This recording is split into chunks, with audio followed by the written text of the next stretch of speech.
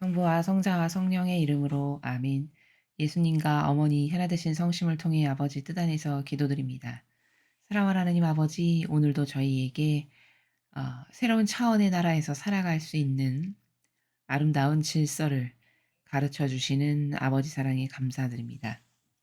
매일 가르쳐 주시는 그 질서와 아버지의 다스림, 그 모든 사고방식이 그리고 그 진리가 저희들의 새로운 정신의 세계가 될 수 있도록 안착되어 뿌리 내리고 그리고 그것만으로 사고하고 분별하고 행하는 그런 저희가 될 수 있도록 축복하여 주시옵소서.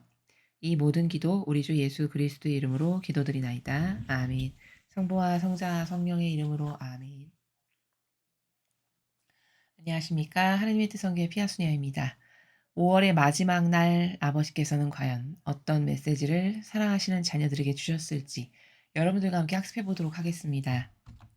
2022년 5월 31일 대중을 위한 메시지. 저 모리는 또다시 하느님 아버지의 성심이라고 알게 된 큰 불꽃을 봅니다. 하느님 아버지께서 말씀하십니다. 자녀들아, 너희가 나를 기쁘게 해주기 위해 노력하며 지상에서 보내는 모든 현순간들은 천국에서 크게 보상받을 것이다. 사탄은 이 진리에 반대하는 모든 의심 안에 있다. 너희가 지상에서 경험하는 모든 어려움에는 그에 상응하는 나의 은총이 주어진다. 과거를 회상해보면 너희는 이 사실을 좀 더 분명하게 볼 수 있을 것이다. 이 사실을 깨닫는 것은 너희 마음속에서 신뢰를 증가시킨다. 신뢰는 평화의 토대다. 신뢰하는 마음은 결실을 많이 맺는 기도를 잘하는 은사를 지닌다. 신뢰란 장기적으로 볼 때 언제나 나의 뜻이 가장 좋다는 확신을 말한다. 나는 신뢰하는 마음을 나의 안전의 담요로 감싼다. 그의 신뢰는 다른 이들도 똑같은 길을 가도록 이끈다. 주님의 말씀입니다. 하느님 감사합니다. 오늘 아버지께서 사랑하시는 아버지께 속한 자녀들에게 주신 메시지. 이 메시지는 신뢰란 무엇인가? 라는 것에 대해서 아버지께서 말씀하십니다.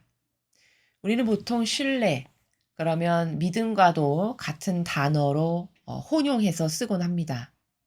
그런데 이런 신뢰와 믿음이라는 것은 세상적인 것, 인간적인 것, 유물론적인 것에는 그런 신뢰와 믿음을 어 두기가 우리가 어렵죠. 왜? 참되거나 바르거나 올바르거나 오류가 없는 것에만 신뢰와 믿음을 두었을 때 실패하지 않기 때문입니다. 그러므로 신뢰와 믿음이라는 것은 하느님께만 있으시다.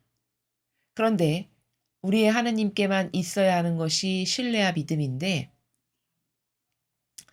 그러한 인간의 신뢰와 믿음도 자신이 하느님께 대해 진정성의 나라에서 어떻게 반영하느냐에 따라서 1%부터 100%까지 천차만별의 다양한 차원이 존재하며 그러므로 이것은 다중적인 이해가 필요하다. 이렇게 정리해서 말씀드릴 수 있습니다. 그래서 세상적인 것, 인간적인 것, 유물론적인 것, 육적인 것, 그것 어떤 것에도 신뢰를 두는 건 그 사람이 바보다. 왜? 다 변질될 거고 없어질 거고 변덕스러우며 유한한 어떤 한계성에서 존재하기 때문이다라는 거죠. 그러나 하느님께만 100% 신뢰를 두는 것이 올바르고 영리하며 그리고 지혜로운 영혼이라고 말씀드리는 이유는 우리의 아버지는 불변의 진리의 주인이시며 그 진리를 만드신 분이요. 그리고 아 모든 선과 아름다움의 근원이신 분이기 때문이다. 이렇게 말씀드릴 수 있겠습니다. 그래서 신뢰는 초등학교의 단계에서는 믿는 거 이렇게 이야기할 수 있겠지만 그 믿는 것의 수준을 거듭 올리고 올려서 차원을 달리하는 단계까지 즉 예수님과 성모님의 단계까지 이르게 되면 그것에는 신뢰라는 단어를 쓰기에도 부적합하고 옳지 않으며 그때는 확신하여 또 확신도 넘어서면 용해되는 차원 이렇게 어떤 질적 수준을 끊임없이 업그레이드할 수 있는 것이다. 이렇게 말씀드릴 수 있습니다. 첫 줄에 아버지께서 말씀하시기를 자녀들아 너희가 나를 기쁘게 해주기 위해 노력하며 지상에서 보내는 모든 현 순간들은 천국에서 크게 보상받을 것이다. 이렇게 말씀하십니다. 자, 하느님 아버지를 기쁘게 해드리기 위해 우리가 노력하면서 다양한 것들을 아버지께 선물로 드리는, 이렇게 하시면 기뻐하시겠지? 해서 드리는 그 모든 현 순간들이 크게 보상받는다 하셨습니다. 자, 그러면 왜 하느님을 기쁘게 해드리면 우리가 상급을 받을까요? 어, 기쁘게 해드린다는 거는 근원적으로 올라가면 그 사람을 사랑하기 때문이죠. 그렇다면 사랑한다는 건 다시 말해 하나 되었다는 징표죠. 상징이고. 그러므로 하느님을 기쁘게 해드린다는 것은 하나 되었다는 상징이요. 내가 신뢰하고 있다라는 상징이요. 믿고 있다는 상징이기 때문에 그런 영혼은 하나 되었으니까 하느님께서 천상의 나라에 가져다 놓으시기에 합당해지죠. 그래서 천국에 갈 수 있는 거고 그러므로 보상받게 되는 거다. 라는 겁니다. 세상의 인간은 기준치에 미달해도 불법으로 학교에 입학시키고 그리고 자녀가 시험을 보지 않았음에도 불구하고 부모가 가서 대신 비리를 저질러서 모든 것을 대충 해줘도 합격을 시키지만 천상의 나라에는 그런 것 자체가 존재조차 기대할 수 없는 그런 정확한, 정직한, 올바른, 참된 나라이기 때문에 이 지상에서 내가 어떻게 했는가만 차곡차곡 쌓여 그 쌓인 결과치를 가지고 내가 갈 나라를 결정하는 매우 정직하고 공정한 나라입니다. 그렇기 때문에 이 세상에서의 매 현순간 내가 어떻게 보냈는가는 아무리 강조해도 부족하고 또 그것으로 천국에 내가 살 집을 짓는다라고도 또 다른 메시지에서는 아버지는 이렇게 말씀하시죠. 바로 이것이 정직한 거고 공정한 거고 올바른 것이다. 이렇게 말씀드릴 수 있습니다. 여기 현순간이라는 단어를 오늘 아버지께서 또 쓰셨는데 이 현순간이라는 단어는 살아있는 우리가 지금 숨쉬며 살아있는 이 모든 순간순간들 이렇게도 말씀드릴 수 있고 이 관점을 조금 크게 거시적 관점으로 연장시키면 이 세상의 모든 순간들이 죽고 나면 현순간이 되는 것이죠. 이렇게 이해하시면 되겠습니다. 그리고 보상받는다는 건 그 영혼이 하느님과 하나 되기 위해 행했던 다채로운 노력들과 희생에 따라서 보상받는 수준과 질적 차원도 다 다르겠으나 그것을 묶어서 하나의 원리로 말하면 영원한 나라에서 살게 되는 것을 여기서는 지칭하시는 것이다. 이렇게 말씀드릴 수 있습니다. 사탄은 이 진리에 반대하는 모든 의심 안에 있다. 사탄의 특징이 뭐냐? 사탄은 의심해라 이렇게 부추깁니다. 여러분, 의심과 분별은 다른 겁니다. 분별이라는 것은 따를 기준이 있어서 그 기준에 근거해서 부합하는가 부합하지 않는가를 보고 단순히 부합하면 그것과 하나 되고 그것을 따르는 것을 결정하는 이것이 분별이나 의심이라는 거는 우리가 분별과 의심을 잘못하면 혼동해서 나 지금 분별하는 건데 사실은 의심하고 있으면서 나 지금 분별하는 거야. 마귀가 요렇게 한 영혼 안에서 말할 수 있거든요. 그것에 속지 않으려면 분별과 의심을 구분할 수 있어야 되겠죠. 분별은 명확히 따를 기준이 있는 겁니다. 성경, 예수님의 모범과 정신과 가르침. 이것 봐. 예수님의 모범과 저 사람의 모범은 다르네? 저건 가짜구나. 이게 분별인데 의심은 이런 거죠. 기준이 없어요, 일단. 따라야 될 기준이 없습니다. 기준이라는 것은 오로지 자기의 기분, 정서, 경향, 기호, 자기가 여태까지 한평생 살아오면서 이게 옳지 않나? 라고 해서 막연하게 가졌던 선, 이런 것이 기준이에요. 그리고 그것 안에서 자기의 그런 정서와 반하는 거야. 그러면 이상한데 이런 눈초리로 보는 것, 이게 의심이죠. 어떻게 이것이 분별과 같을 수 있겠습니까?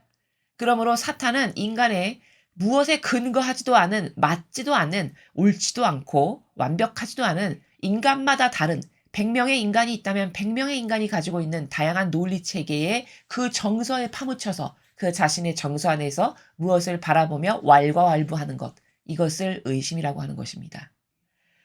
근데 사탄은 그렇게 너는 의심해라 라고 부추긴다는 거죠. 한 영혼 안에서.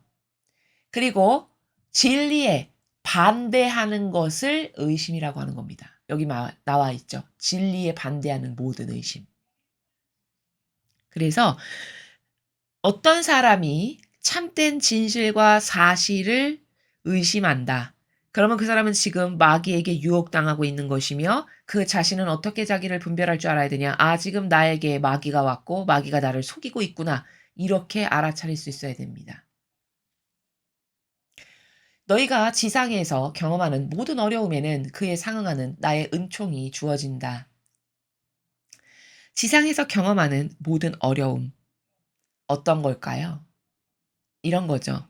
하느님과 예수님과 성모님을 사랑하기 때문에 겪는 다양한 고통들, 다양한 희생들. 이게 지상에서 경험하는 모든 어려움입니다. 설마 이것을 내가 좋아지기 위해서 노력해서 겪는 어려움을 여기다가 결부시켜서 말씀하시는 분은 없으시겠죠. 왜? 그것은 은총이 주어지기에 상급이 주어지기에 합당하지 않습니다. 왜? 자기를 위해서 살다가 추구하는 것이기 때문에. 자기가 좋아지기 위해서 추구하는 것인데 거기에 왜 상급과 은총이 주어져야 합니까? 내 뜻이 이루어지지 않아서 내가 겪는 다양한 고통과 좌절과 절망들을 말하는 게 아니라 여기서 지상에서 경험하는 모든 어려움이라는 것은 순전히 하느님의 뜻을 이루기 위해 예수님과 어머니의 정신과 가르침과 모범을 내가 구현하기 위해서 진리를 소화하기 위해서 아버지의 계명을 지키기 위해서 아버지께서 거룩한 사랑을 지키라고 하셨기 때문에 그것을 구현하느라 다양한 고통과 희생과 역경이 닥친다면 그럼에도 불구하고 그것을 구현하기에 내가 노력했다면 나에게는 은총이 주어지기에 합당해지는 것이죠. 이렇게 마귀는 비슷한 인간적인 것을 끌어다 붙여서 오해하게 하는데 이것도 내가 지상에서 겪는 어려움이 내 뜻이 이루어지지 않아서 겪는 어려움을 여기다가 끌어붙여서 이야기하면 그것은 역시 마귀가 인간의 역겨운 논리체계를 끌어다가 합리화시키는 것이다. 이렇게 정리할 수 있습니다. 그렇게 아버지의 뜻을 이루어 드리기 위해 내가 다양한 희생과 고통을 사랑했다. 그럼 은총이 주어지기에 합당한데 왜냐? 하느님의 손발이 되어 드리고 진리를 보호하기 위해서 내가 겪었던 어려움이기 때문에 그것에 상응하는 상급이 주어지는 것은 응당 당연한 것이다 라는 거죠. 과거를 회상해 보면 너희는 이 사실을 좀 더 분명하게 볼 수 있을 것이다.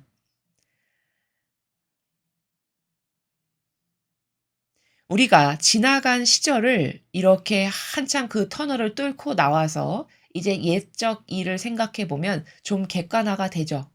그 당시에 내가 고통과 어려움에 갇혀 있을 때는 사람이 각박해지고 급급해지고 근시안적이 되기 때문에 하느님께서 지금 이 허락하신 모든 것이 사실은 나를 위해서 역사하고 계시다는 것이 잘 보이지 않습니다. 그러나 그 터널을 빠져나오고 고통의 나락을 조금 나와서 내 마음에 여유가 생기게 되면 과거에 그렇게 어려웠던 고통스러웠던 시간들을 이렇게 펼쳐서 객관화해서 볼 수 있는 여유가 생기는데 그때가 되면 '아, 그때 아버지께서 나에게 이러이러한 것을 선물로 주시기 위해 은총으로 주시기 위해 역사하셨던 순간들이구나.' 이렇게 깨닫는 순간들이 있다라고 말씀하시는 것이죠. 그런데 사람이 잘 모르는 또 다른 이유 중에 하나는 왜냐? 하느님은 이러한 어떤 전면에 나서서 무엇을 움직이시다기보다는 거의 뒷배경에서 인간사의 그 뒤에 펼쳐지는 배경에서 무엇을 역사하시고 움직이시기 때문에 사람의 근시안적이고 소극적이고 그리고 어떤 갇혀 있는 프레임 안에서는 그런 하느님의 거시적 차원에서 무엇인가를 행하시는 것이 잘 보이지 않는다. 그러나 그것은 한참 지나면 객관화를 통해서 나조차도 그때 이런 것이었구나를 깨달을 수 있는 그런 순간들이 옴을 우리는 알 수 있다. 이렇게 말씀드릴 수 있습니다. 이 사실을 깨닫는 것은 너희 마음속에서 신뢰를 증가시킨다. 신뢰는 평화의 토대다. 그래서 어떤 사람이 '아, 그때 내가 이렇게 어려웠던 것은 나에게 이런 고통을 주시기 위함이었구나.'라는 것에 대해서 확신하게 되죠. 그래서 하느님을 믿게 되죠. 신뢰하고. 그러면 그 사람은 다음번에 또 비슷한 어떤 역경이나 어려움이나 고통이 나에게 다가오죠. 그러면 그때 적용이 돼요. '아, 이거 지금 아버지께서 나에게 필요하셔서 주시는 거구나. 내가 이때 어떻게 반영하는 것이 아버지를 기쁘게 드리는 걸까? 이런 어떤 객관화된 나라 그리고 거시적 관점에서 조금 생각해 볼 수 있어요. 그러면서 그런 모든 역경에서 하느님을 과거에 경험이 있기 때문에 더 잘 신뢰하고 더 잘 믿게 되고 더 잘 하나 되게 됩니다. 그런 예가 누구냐? 성경에 다니엘과 친구들이죠. 신뢰가 증가하다 못해 신뢰의 정점을 찍어드린 사건이 사자굴 속에 들어간 사건 그리고 뜨거운 불가마에 들어간 사건. 거기서 아버지께 저는 아버지를 이 정도로 신뢰합니다라고 하는 정점을 찍어서 입증시켜 드렸던 순간들이죠. 그들이. 이렇게 사람이 업그레이드가 된다는 거죠. 그래서 성경에서 이런 것을 두고 예수님은 이렇게 말씀하십니다. 가진 자는 받은 자는 더 받게 될 거고 가진 것이 없는 자는 갖고 있는 것마저 더 뺏기게 될 거다. 이게 똑같은 나라입니다. 왜 아버지는 가진 자를 더 주실까요? 자칫 잘못하면 진리를 모르면요. 이 부분을 읽을 때 하나님은 불공평하시네. 아니 왜 가지고 있는 자의 거를 뺏어서 그 한 개 가지고 있는 자의 거마저 뺏어서 왜 남에게 가지고 있는 자에게 주지? 이렇게 생각하기 쉬워요. 특히 공산주의 사고방식에 경도되어 있는 사람은 그런 부분을 읽을 때 매우 하나님은 불공평하고 이상하구나 이렇게 생각하기 쉽습니다. 그러나 그것은 그 안에 포함되어 있는 원리를 모르기 때문이에요. 예를 들어 자녀도 두 명이 있는데 한 자녀는 나를 전적으로 신뢰하고 믿고 나와 완전히 하나 됐어. 그러면 그 자녀에게 처음은 돈을 10만 원 줬다가도 그가 나하고 완전히 하나 되었다는 걸 아는데 그가 예를 들어 사업을 하고 싶어 해. 그러면 내가 그에게 돈을 더 적극적으로 대줄 수 있죠. 예를 들자면. 왜? 나랑 하나 되고 나랑 완전히 신뢰 관계를 형성했으니까. 그러니까 받은 사람은 더 받는다가 되는 거예요. 그러나 두 자식 있는데 한 사람은 나를 믿지도 않고 어디 가서 나 비난이나 하고 나 욕보이는 일이나 하고 다니고 이래. 그러면 그 자녀가 아버지 저 사업하는데 돈이 좀 필요합니다. 주십시오. 이렇게 하면 여러분 선뜻 주시겠습니까? 안 주는 게 당연한 거죠. 그렇죠? 왜? 하나 되지 않았으니까 줘봤자 그 영혼에게도 유익이 되지 않고 나에게도 그렇고 마귀만 좋아지는 일이니까. 그러므로 주지 않는 것이 맞죠. 세상의 인간도 이러합니다. 그러면 가진 것마저도 빼앗기게 된다에 해당하는 거죠. 바로 그런 케이스가. 그러해서 신뢰를 한 번 했는데 하느님께로부터 내가 이런 아버지의 섭리를 발견했다. 그럼 더 많이 하게 되고 더 많이 하게 되고 이렇게 해서 가진 자는 점점 더 받게 되는 그런 차원에 가게 된다는 거죠. 그래서 그러한 신뢰는 평화의 토대다. 여러분 우리는 평화하면은 어떤 환경이 고즈넉하고 조용하고 아름답고 이래야 평화롭지 이렇게 생각하기 쉽습니다. 근데 진정한 평화는요. 그렇게 어떤 환경에 동요되는 것이 아닙니다. 왜냐면 이거는 정신세계의 차원이고 마음의 나라이기 때문에 환경이 그 어떻다 하더라도 진짜 내 마음과 정신이 평화롭게 하는 데 있어서 아무 상관이 없어요, 환경은.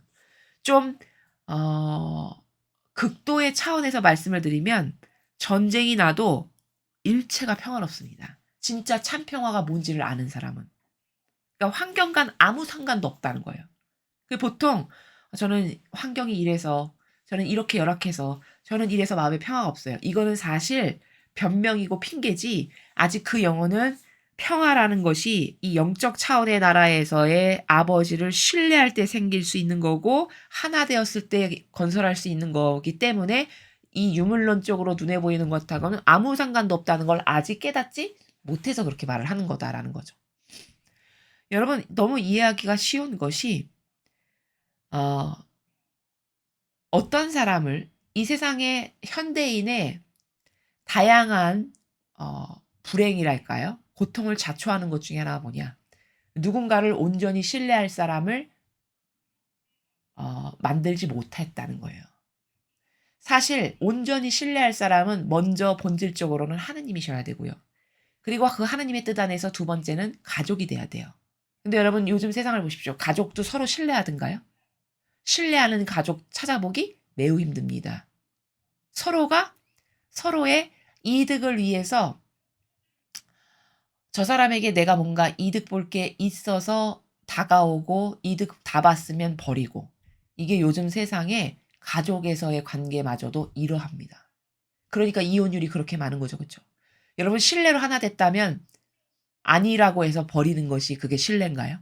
좋을 때는 끌어안았다가 형편이 나빠지고 도저히 안 되겠고 이렇게 해서 버리는 이걸 신뢰라고 우리는 부릅니까? 아니죠. 그건 뭐예요? 이제 저 사람에게서 내가 뭔가 더 이상은 이득을 보거나 도움을 받을 게 없어. 그리고 불필요해. 나를 힘들게 해. 그러니까 그냥 버리는 이런 편의주의. 이거는 오늘 아버지가 말씀하시는 신뢰와 평화의 나라하고는 정반대의 나라입니다. 그런 사고방식이니까 참 평화를 어떻게 구현하는지도 모르는 거죠. 그러나 아주 온전히 내 목숨까지도 저 사람이라면 다 맡겨도 돼. 그러면 그 사람에게 내 거 가지고 있는 거 다 맡기고 나면 일체가 평화로울 수 있어요. 저 사람이 다 보호해 줄 텐데 뭐. 무슨 일이 나면 저 사람이 가는 대로 따라만 가면 돼.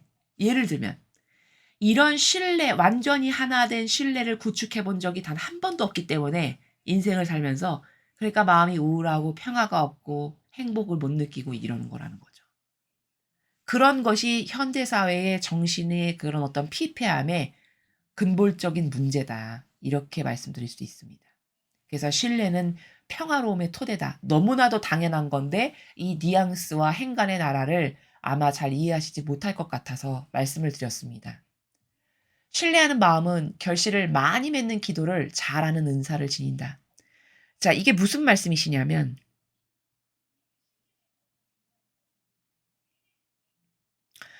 결실을 많이 맺는 기도를 잘하는 은사를 지닌다. 누가? 신뢰하는 마음을 갖고 있는 사람이. 이거는 이런 뉘앙스의 나라입니다. 오늘 아버지께서 어떤 메시지를 주셨어요. 그런데 그 메시지가 중요하고 아버지를 기쁘시게 해드리기 위해서 한 영혼이 아버지 오늘 중요한 이런 걸 배웠습니다. 오늘 이런 걸 가르쳐 주셔서 감사합니다. 제가 오늘 그것을 구현하면서 살아갈 수 있는 은총을 주세요. 그래서 아버지를 기쁘게 해드리고 싶습니다. 이렇게 청원을 드려서 하루 종일 그것만을 곰곰이 골똘히 생각하면서 어떻게 하면 그것을 구현하지 해서 매 순간 아버지께 봉헌을 드리면서 아버지와 함께 살았어요. 예를 들어. 그런 사람은 그 은총을 받기에 합당해요. 왜? 그 의지가 그 아버지를 기쁘게 해드리고 아버지의 말씀에 순종하고자 하는 올바른 의지를 가졌기 때문에 그 반향을 보시고 아버지는 그것을 이룰 수 있는 은총을 그 영혼에게 부어주십니다. 이것을 매일 반복했다.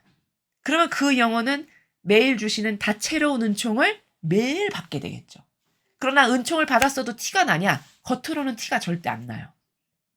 그러나 장기적인 관점으로 봤을 때, 먼 훗날 봤을 때 과거의 나하고 지금의 내가 많이 달라졌음을 발견하고 깨닫게 된다면 그 영혼은 많은 은총을 아버지께로부터 받은 영혼이 되는 겁니다. 다시 말해 오늘 말씀하신 것을, 오늘 주신 메시지를 오늘 기도드리고 오늘 구현하는 삶을 사는 사람. 그런 사람은 내가 언제 그렇게 됐는지도 모르게 나에게 이미 그 은총이 와 있음을 나중에 발견하게 된다. 바로 그런 영혼을 두고 신뢰하는 마음을 지닌 영혼은 결실이 많이 맺는 기도, 즉시 확답드리고 즉시 반향하여 그 은총을 받을 수 있는 이런 결실을 맺는 많은 기도를 잘하는 사람이다. 그런 은사를 아버지가 그 영혼에게 주신다. 이런 나라입니다. 신뢰란 장기적으로 볼 때 언제나 나의 뜻이 가장 좋다는 확신을 말한다. 자, 신뢰를 말씀하시는데 여기 확신이라는 단어를 쓰셨죠. 그러니까 나 하느님 신뢰해. 여러분, 만약에 가톨릭 신자다. 그럼 전 하느님 신뢰합니다. 이렇게 말 안 할 사람이 있을까요? 아마 100명이면 다 100명이 당연히 하나님을 신뢰하죠. 아니 제가 신뢰하니까 미사도 다니고 세례도 받고 영세도 하고 견진도 받고 그런 거 아니겠어요? 이렇게 말을 할 거라는 거죠. 물론 그것도 이 1차원에서의 봤을 때는 신뢰가 맞죠. 그러나 이 메시지에서 지금 아버지께서 확신이라는 단어를 쓰실 만큼의 신뢰에는 한참 미치지 못합니다. 여기서 확신한다는 거는 무엇을 이렇게 일일이 낱낱이 파헤쳐서 한번 검증해 볼까? 이런 건 언감생심 가당치도 않고요. 확신이라는 건 저 사람이 말했어. 무조건 100% 콜. 이 정도는 되는 그런 것을 확신이라는 차원에서 말씀하시는 거지 어떤 때는 믿었다가 어떤 때는 내 기분대로 했다가 어저께는 좀 내가 기분이 좋아서 하느님의 뜻을 이루려고 노력했다가 오늘은 내가 기분이 꿀꿀해서 내 정서에 맞췄다가 모레는 또 다른 거를 위해서 살고 이런 사람이 하느님을 신뢰해 "아 저는 하느님을 확신하죠." 이렇게 말하면 그걸 하느님께서 믿으실까요 과연? 그렇지 않다는 겁니다. 그래서 말로만 신뢰하는 건 100 명이 다 알 수 있으나 확신의 차원으로 아버지께서 그 영혼을 이렇게 바라보시면서 '아 쟤가 나랑 진짜 하나 됐구나.'라고 아버지께서 검증하시는 것하고는 완전히 차원이 다릅니다. 성경에 이런 예들이 굉장히 많이 나와요. 대표적인 예 아브라함을 보십시오. 아브라함이 하느님께 대한 믿음이 좋다는 걸 아버지가 모르셨을까요? 마음의 그림자를 아시는데 당연히 아셨죠. 근데 그 영혼에게 모든 민족의 믿음의 조상이라고 하는 축복을 부으시려다 보니까 그냥 부으실 순 없어. 그러니까 제가 나를 어느 정도로 확신하고 신뢰하고 하나 됐는가를 시험을 보시죠. 허들 하나를 딱 두시죠. 이삭을 나에게 바치거라. 바로 그 순간이 하느님께서 지금 시험 보는 순간이시고 그 시험 보는 순간을 아브라함은 어떻게 이해를 했을지 모르겠으나 지금의 차원의 나라에서 우리가 이해를 한다면 '아 나 지금 시험 보고 있는 중이고 이때가 굉장히 중요한 순간이구나. 내가 이때 어떻게 반영하는지를 아버지는 유심히 보시는구나.' 요 정도는 알아야 된다는 겁니다. 그렇게 해서 하느님이 기쁘시게 할 반향을 그 티핑 포인트가 되는 바로 그 순간에 딱 할 수 있는 이 사람이 하느님을 평상시에 신뢰하는 사람이고 확신하는 사람이고 그리고 그런 사람만 그런 시험에도 통과할 수 있다라는 점이죠. 그래서 아버지는 뭔가를 그렇게 대충 "하느님 저 사랑해요." 이렇게 말한다라고 해서 인간처럼 그런 것을 대충 검증도 안 해 보시고 천상의 나라에 이렇게 가져다 놓으시는 절대 그런 분이 아니시라는 것. 그것은 나의 사고방식이 뭉뚱그리하니까 하느님도 그러하실 거라고 생각하는 오해고 오류다. 이렇게 인지를 하는 것이 올바르다라는 겁니다. 나는 신뢰하는 마음을 나의 안전의 담요로 감싼다. 자, 이렇게 확신의 차원에서 나를 믿고 하나 되는 그런 영혼. 그런 영혼은 안전의 담요로 감싼대요. 안전의 담요가 뭘까요? 이런 거죠. 어떤 소중한 게 있습니다. 그러면 담요로 그걸 꼭 감싸 가지고 기스 가지 말라고 보호하는 이런 영혼으로 이런 보호로 그런 영혼을 사랑하시고 아끼신다는 거예요. 확신의 차원으로 아버지를 신뢰하는 그런 영혼을. 아무나 안전의 담요로 감싸지는 않으시겠죠. 왜? 아브라함을 검증까지 하시는 분이신데. 그렇죠. 그래서 제가 나를 진짜 확신하나? 진짜 하나 됐나? 어떤 처지에서도 이런 것을 다 보시고 그런 신뢰하는 마음을 가진 영혼은 기스 하나 가지 않게 그 담요로 싹 감싸 안으시는 이런 보호를 하신다는 분이 우리의 아버지시다라는 거고요. 그의 신뢰는 다른 이들도 똑같은 길을 가도록 이끈다. 자, 누가 하느님을 이렇게 올바른 차원에서 사랑하고 신뢰하고 하나 되고 용해되는 것을 주변 사람이 본다. 그러면 그것을 보고 감동하는 영혼이 있다면 그 감동을 통해서 그 영혼도 '야 하느님은 저렇게 사랑하고 저렇게 믿고 신뢰해야 되는 거구나.' 해서 자기도 그것을 수행하고 그 정신으로 살아가려고 노력한다는 것. 그런 모범의 표준을 옆에 사람에게 긍정적인 영향을 이런 영혼이 끼친다는 것. 이렇게 후미에 말씀하십니다. 오늘 이 메시지는 과연 신뢰란 무엇인가? 그것은 하느님의 뜻을 확신하는 차원이다. 그 확신은 입으로 하거나